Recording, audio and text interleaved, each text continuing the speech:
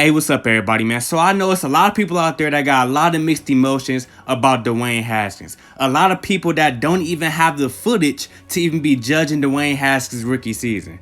What I'm here to do is provide a brief analysis about Dwayne Haskins' rookie season. So before we get into the video, I just want to say, if you're new to the channel, thanks for giving me a chance. If you like the video and you like the content, just make sure you click the subscribe button at the end to get some more content in the near future. So what inspired me to do the Dwayne Haskins video was seeing the rumors of the Redskins considering drafting a quarterback with the number 2 pick. Now, it's easy to say that the Redskins need to give Dwayne Haskins more time because he was a rookie last year, but also, since I did not watch any of the Redskins games last year, I felt that I needed to watch film on Dwayne Haskins to become a credible source. Pretty much common sense, right? So that's what I did. I watched every single throw from Dwayne Haskins in every single game except for like 2 because the shit got boring, man. Like, it was a lot of short passes. You know, we gonna get into that. But after watching Dwayne Haskins film, I saw a player that had a lot of up and down moments, and we are about to go over that together right now. So with the season of up and down moments, 2 things that really stood out the most about Dwayne Haskins' rookie season was his ability to make good reads and throwing under pressure. If you play this play in fast motion, it's going to seem like a simple, easy completion for Dwayne Haskins, but in my opinion, it's more depth to this play.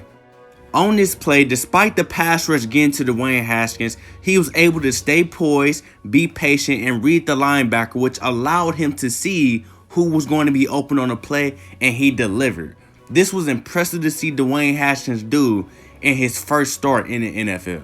So another impressive play by Dwayne Haskins, him drop back in the pocket and seeing that he has Trey Quinn in the flats and he has Terry McLaurin working into that gap. So since the corner is going to play the flats on Trey Quinn, that opens up that gap for Terry McLaurin to run in. And what I'm impressed with right here is Dwayne Haskins' ball placement, because if he throws the ball towards the sideline, it's probably going to get picked off or Terry McLaurin is going to get grilled. You feel me? So what he does is throw the ball up to where only God can get it, putting trust in his number 1 receiver to make a play on the ball, and that is what Terry McLaurin did. Props to my man Dwayne Haskins for putting trust in him and making the smarter pass. And this is another play that shows Dwayne Haskins' ability to make some good quick reads and throwing under pressure. Dwayne Haskins, he saw that the line was blitzing, so he makes some pre-snap adjustments for the line. But guess what? Jamal Adams, he never showed blitz, so he still comes through unblocked. So instead of, tucking the ball and running or, panicking, Dwayne Haskins, he remained poised, steps up into the pocket, keeps his eyes downfield, and finds a great target and completes the pass very accurately, man. This was a great thing to see by a first-year quarterback.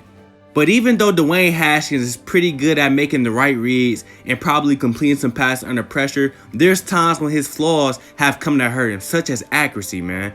Right here, Dwayne Haskins, he does everything right. He looks at his first target, not open. Looks to the second one, he's open. He throws it, but guess what? The pass is not accurate.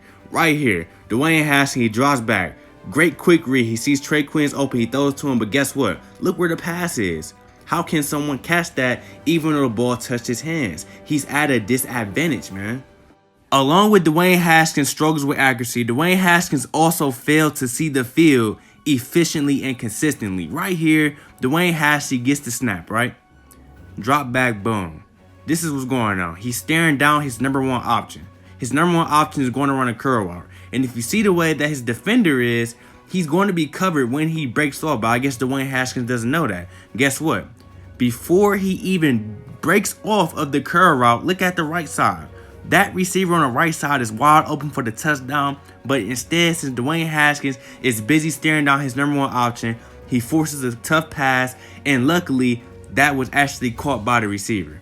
Same thing right here. Dwayne Haskins gets the snap or whatever. He drops back. Look, he got 2 wide open receivers. 2 wide open receivers. But instead, he rolls out and he throws to somebody that's not even open. He couldn't get his feet in bounds. Right here, Dwayne Haskins, same thing. You feel me? Drop back. Boom. Wide open guys. He can either give it to the tight end or he can give it to the whatever that dude is over there. But instead, he holds the ball longer than what he needs to And guess what? He forced a terrible pass that he's blessed to even be caught. It should have been an interception, and it works out. But look, that man right here was breaking open anyway. And Dwayne Haskins had good pass protection. So if he would have waited, he would have had that wide open option to move the chains. Luckily, it just worked out for him. Now, we can go on and on talking about what Dwayne Haskins struggled with, because he did have some struggles last year. Like right here, these last two clips I showed y'all. He was throwing some bad forced passes as well. But aren't these problems that a lot of rookie quarterbacks are expected to make? You feel me?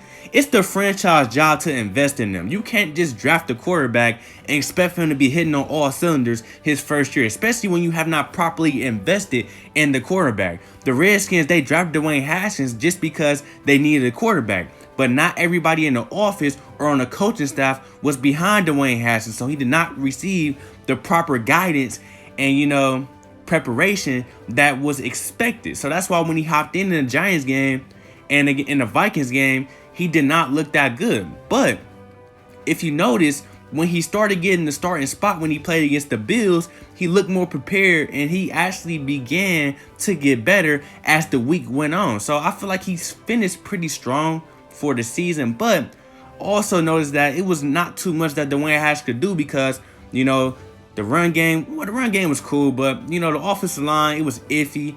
And they only had him throwing pretty much a lot of short routes. And, sometimes he'd throw some posts and stuff, some out routes, but pretty much he was keeping it short. So it was pretty much hard for him to go out there and have a Patrick Mahomes type of year, or, a Baker Mayfield type of season. So my thing is, I don't feel like the Redskins need to draft another quarterback. They need to go ahead and work on him in the offseason and, pretty much work on his weaknesses, because everything I pointed out is coachable. So what Ron Rivera and the rest of his coaching staff need to do is actually coach and develop Dwayne Haskins. Don't go out there and try to bring in someone else when you haven't even gave Dwayne Haskins a real chance. You feel me? So that's how I feel about this. Let me know how I did on this film analysis. This is my first time ever doing a film analysis. I plan on doing another one on Drew Lock, so I really would appreciate that feedback. Just make sure you like, comment, and subscribe, because I got some more content coming soon.